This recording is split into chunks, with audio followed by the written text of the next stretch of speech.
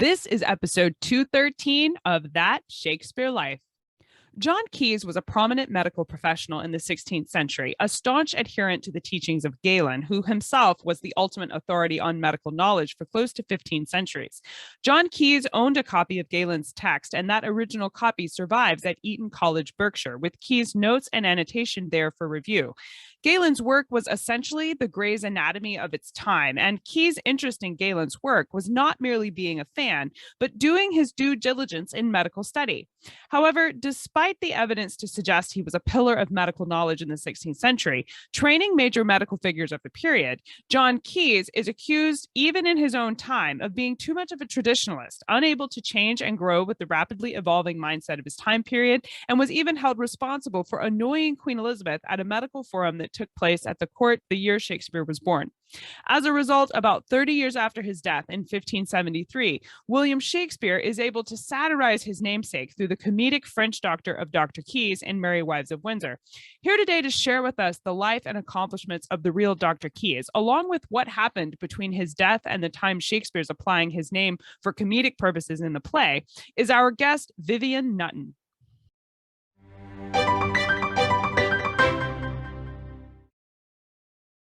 Vivian Nutton taught classics at Cambridge before moving in 1977 to University College London, where he became professor of the history of medicine for over 30 years.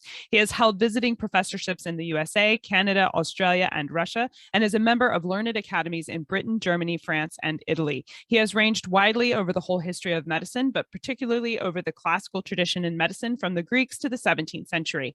His recent books include Ancient Medicine, of which a third edition is scheduled for 2023, Galen, a thinking doctor in Imperial Rome, that came out in 2020, an annotated translation of John Caius' autobibliography in 2018, and just published this year is a book called Renaissance Medicine, A Short History of European Medicine in the 16th Century. We'll link to these books as well as other resources on today's topic in the show notes for today's episode.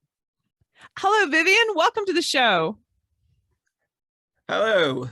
Merry Wives of Windsor was written between 1597 and 1601, almost 30 years after John Caius died. Keeping in mind, Elizabeth I was still reigning at the time this play was first performed, and she would have remembered John Caius personally. Vivian, what was John Caius' reputation when Shakespeare included his name in this play, and why was the memory of Caius able to be used for comedy? Well, by the time the play was written, the reputation of Caius had sunk, I think, in many places.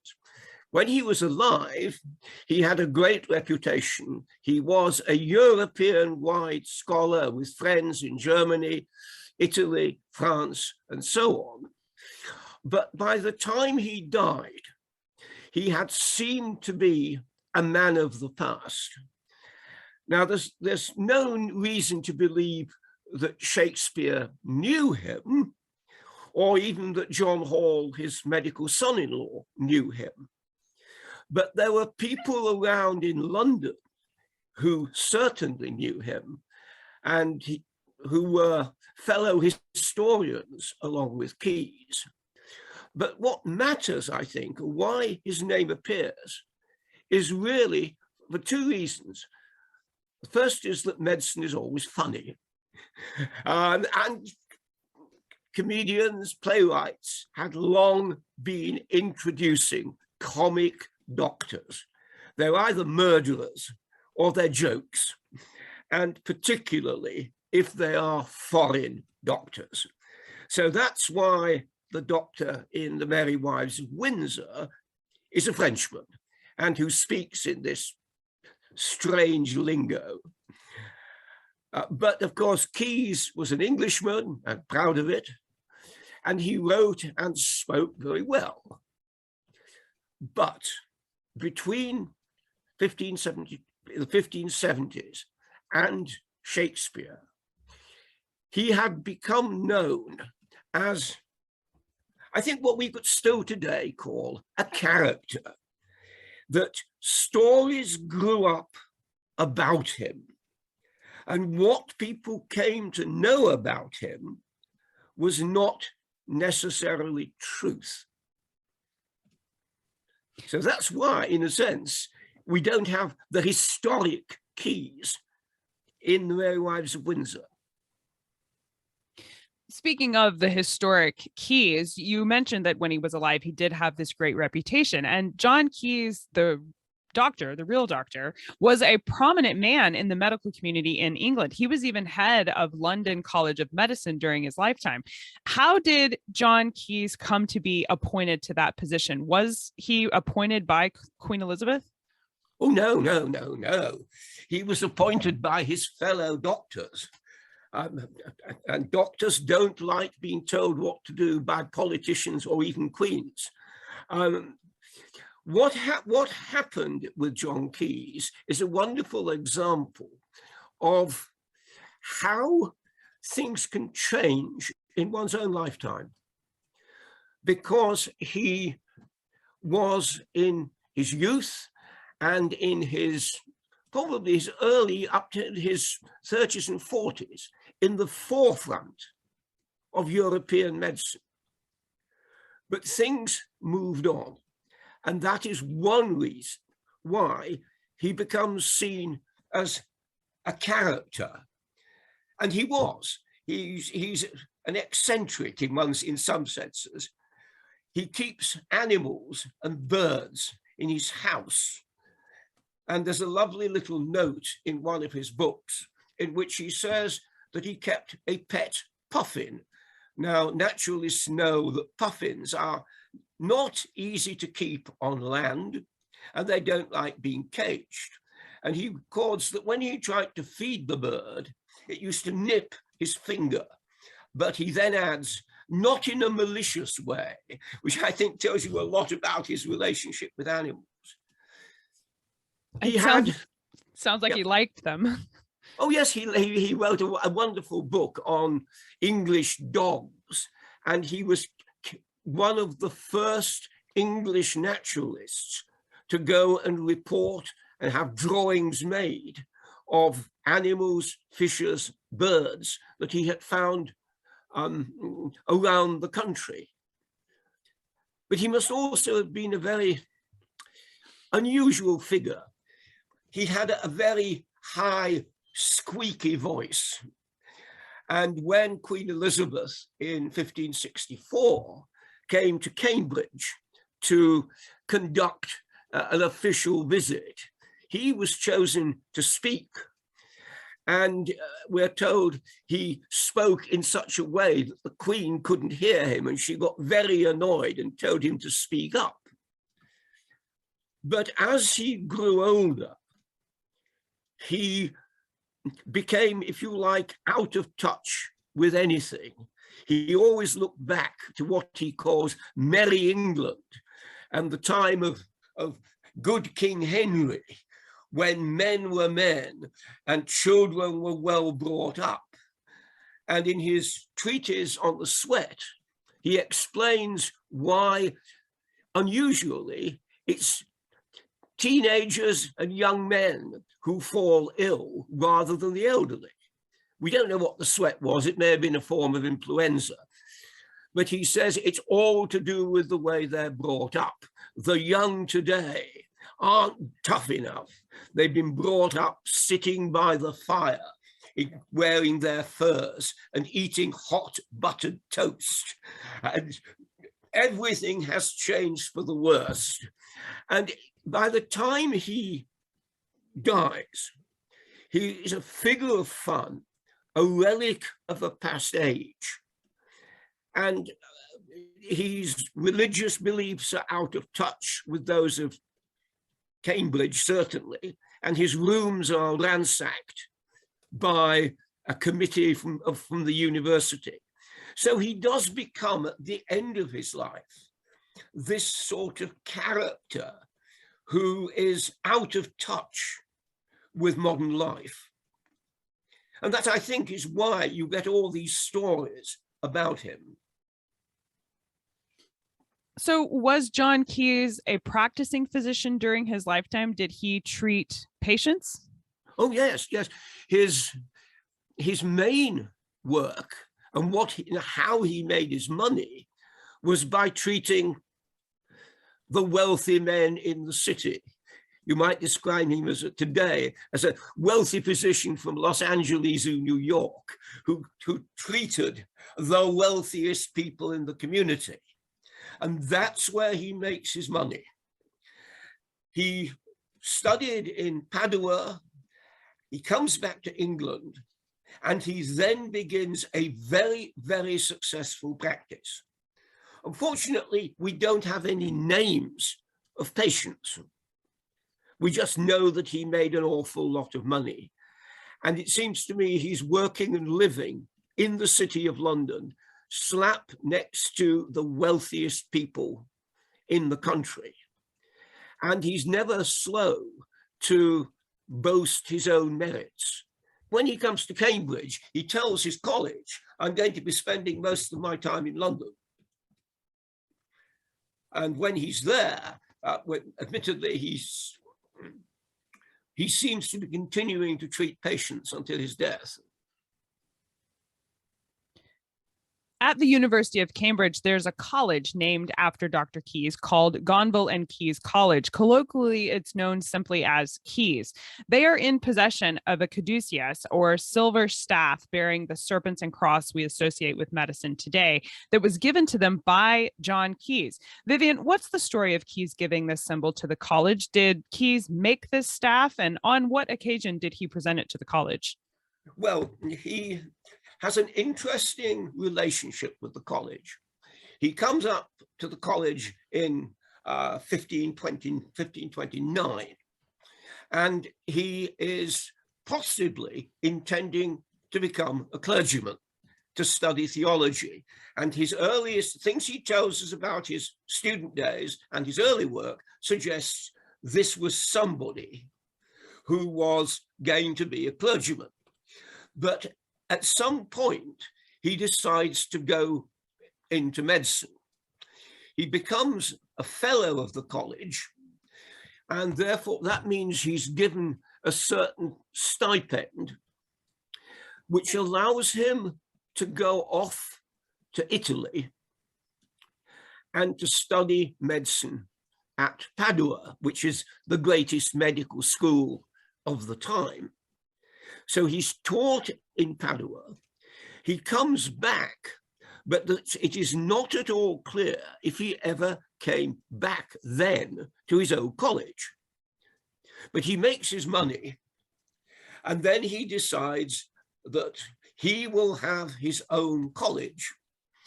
And he begins negotiating, firstly with some people in the college, and then with Queen Mary Tudor and her husband, King Philip of Spain. And he gets a new charter for the college in 1557. He then starts giving the college large amounts of land.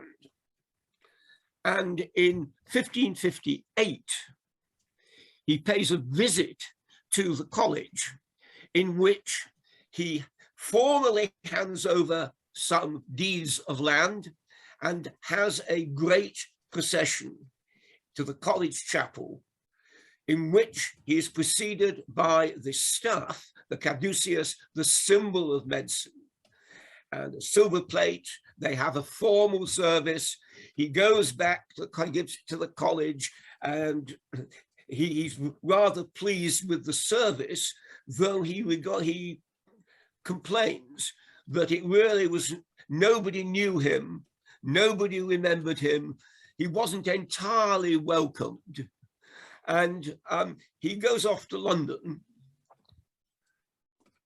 But the next year, the college master dies. The college is in financial straits. The college is falling apart, and what do you look for? A nice big benefactor. And so he comes back as master and sets about restoring, rebuilding, reorganizing the college to fit his view of what a college should be. And that's the story behind the gift of the caduceus. He said that the occasion wasn't as good as he'd perhaps hoped because nobody remembered him. Well, I don't believe that, but certainly that he's then asked to become master and then effectively takes over until his death. John Caius was the teacher of several men who would later become doctors in their own right. Are there notable physicians from this period that we know learned from John Caius? Strangely, no. We know of two pupils, or two people. We know of the names of two people who attended his lectures, one of them in Padua and one in London. The man in Padua, both of them are aristocrats. They're not medics. And curiously, the man who attends for almost 20 years his lectures in London was an MP for Warwickshire. So there may be a Shakespeare connection there. But what he did was really two things. The first was that he intended his college to be a medical college. Now, in England, and even more in Scotland, the numbers of medical students was extremely small. There was possibly one doctor of medicine in Cambridge, perhaps every 3 or 4 years. Oxford had even fewer. And although St. John's College, Cambridge, had been given a lectureship in physics, in medicine, it doesn't seem to have been put into action immediately. And Caius was intent on setting up a medical college. His statutes specify medicine as one of the things that people should study. And he got friends like Archbishop Parker to subscribe money for scholarships. So this is absolutely unusual.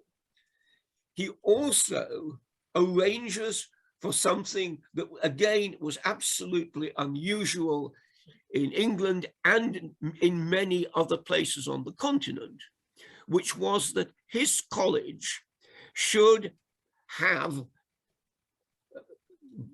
by royal permission, 2 corpses every year that they could use to dissect. In other words, he's demanding that you see a dissection in college at a time when this was not so in the university. And one can also suspect that he is behind moves to introduce formal anatomies into the university. But he wanted his college to be a medical mecca, and it was. And the most famous student there was William Harvey, who saw dissections in college, and then, like Caius, went off to Padua. And there is a long tradition of medical teaching in Caius that is unsurpassed in any other college in the United Kingdom, almost until the 20th century. And it still is famous as a medical college. So that's the first aspect of his teaching. We don't know any of the people who heard him talk, but we know that he made sure that his college taught medicine and taught anatomy. And the second is his relationship with the barber surgeons. Henry VIII had allowed the foundation of the College of Physicians. And in 1540, he began supporting the move to have a College of Surgeons in London. And this was agreed. So this is, Henry VIII sets up the two colleges in London, one of physicians, one of surgeons. And John Caius, probably almost as soon as he comes back from Padua in 1543 or 4, is appointed to teach anatomy to surgeons. And he teaches that for over 20 years.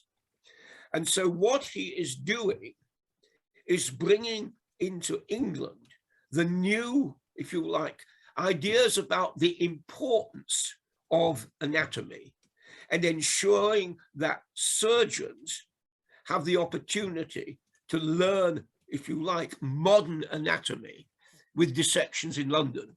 So although we don't know the name of anybody who attended, or for certain, though we know something about members of the college, we can say he was responsible for the teaching of anatomy as a central feature.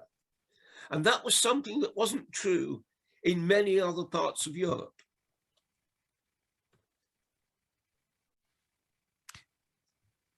Some assumptions about the 16th century tend to group medical practice in general, and particularly the more dramatic treatments we know to be ineffective today, like bloodletting or the use of leeches, into a category of irrelevant, or worse, they are presumed to be largely ignorant. And I want to comment on that by asking you to share what specific practices or discoveries that we can see in the work of John Caius that represent advancement in medical knowledge that were correct, or that modern medical professionals still rely on to do what they do today. That's a very difficult question. All one can say was that he had many patients who thought he was a good doctor. But we haven't got things like case notes, and we have only got his work on the English sweating sickness, in which he tells us how you should behave. What he does do is to bring back from Italy into England and into Cambridge and London the emphasis on medical method. That is to say that one should think about medicine, one should know about how the body works, and one should argue and know these things. He had a huge library, and he offers a whole range of, at times, impossible ideas, but also he's demanding that you work from observation and then use all your, what we might call traditional learning as a doctor. He is absolutely fascinated by Galen, and he is the person who, if you like, transmits to England the new Galen. Galen had been a Greek physician, famous throughout the Middle Ages. But from 1490 onwards, people discovered that Galen's ideas had been misunderstood. And you had to go back now to the Greek words that were becoming available in Greek. And that was also Caius's passion, that he read Galen in Greek, he edited Galen, he translated Galen, he wrote about Galen. And classicists today are still dependent on him for some notes of manuscripts, which are now lost. So classicists like him. But this was fine in the 1530s. But by the 1560s, the weakness of always going back to antiquity was becoming acknowledged. And Caius does seem to me to be always looking backwards. He doesn't like the new chemical remedies that are coming in. He doesn't like, if you what he calls quackery and old wives' tales. And he believes that a doctor should be a learned man with great knowledge. And I think his patients agreed, because that's what the London College of Physicians insisted upon, learning. Well, I know we would love to explore his life and his history and the things that he brought new to England just before and then therefore influencing Shakespeare's lifetime. What are some of your favorite books or resources you can recommend we use to learn more about John Caius? Well, the best biography of John Caius is written by Christopher Brooke in his History of Gonville and Caius College. That's a very nice chapter. Just a few years ago, I produced an English translation of John Caius' what I call autobibliography. It's a book he wrote called On My Own Books, in which he tells you a great deal about his life. If you want to read about Elizabethan medicine in the time of Shakespeare, there's a book by Deborah Harkness at Yale called The Jewel House, which talks about science, including medicine, in Elizabethan England. But by far the best way of getting an idea about what it was like, and I always recommended this to my students, was to read a surgeon called William Clowes, that's C-L-O-W-E-S. His works are available on the net, and who writes the most wonderful Elizabethan English, all about his opponents, life in Elizabethan London. And if you want to find out what it was actually like to be a doctor or a surgeon in London, you read William Clowes. And in 1948, there was a selection of his writings edited by a man called Noel Pointer, which is also available on the web. And read that, it's short, and you have a wonderful vision of what English medicine and English surgery was like. Those are excellent resources. Thank you so much for suggesting them. We will link to all of these resources directly in the show notes for today's episode. So make sure you hang on for the link for where to find those. Now, Vivian, we ask everyone this next question here at That Shakespeare Life, and that's, what's the one book you would take with you on a deserted island? My friends in England tell me I'm supposed to allow you the complete works of Shakespeare and a copy of the Bible. So your choice would be in addition to those. I thought about this a lot. I used to tell my pupils, a good book is one you can always come back to and find something new and interesting. And the book I would want is by a Frenchman called Fernand Braudel, and it's called in English, The Mediterranean World in the Time of Philip II. It was a French thesis originally written when Braudel was in jail in 1943, and it was then published in France, translated into English, and is a wonderful survey of the Mediterranean world, from what it means to have mountains, rivers, woods. What are people trading? What are they doing? What evidence do we have for how people lived? And finally, at the end of 2 volumes, there's just a very short section on Philip II. But it's the first big book that talks about, if you like, ecology and history. So that's the book I would have. I've got a lot to read in it. That sounds like a fascinating choice. I think you'd be well set up on your desert island with that selection. So what's next for you? What are you working on now that you're excited about? Well, I'm finishing a 3rd edition of my book called Ancient Medicine. After that, I don't know. I've got a choice of doing a little book on Vesalius, the great anatomist and the fabricator, or of re-editing into English a work by Galen called On My Own Opinions. And I'll do them both, possibly. And there are a few other things I've got to do. I want to write a paper on the development of for instance, the scientific study of folk medicine, which doesn't begin, as most people think, in the USA, but it begins in late 19th century Russia, which has a wonderful story linked to Russian expansion in Siberia and in Kazakhstan and so on. So I've got plans for the future. That all sounds fascinating. We'll look forward to seeing your new projects when they come out. Thank you so much, Vivian Nutton, for being here today and walking us through the history of John Caius. This really helps us understand the play Merry Wives of Windsor so much better. And I appreciate you having this conversation with us. This was fun. Thank you for being here. Thank you. Be sure to leave us a comment and rating on your favorite podcast platform to let other listeners know where they can learn something new about Shakespeare.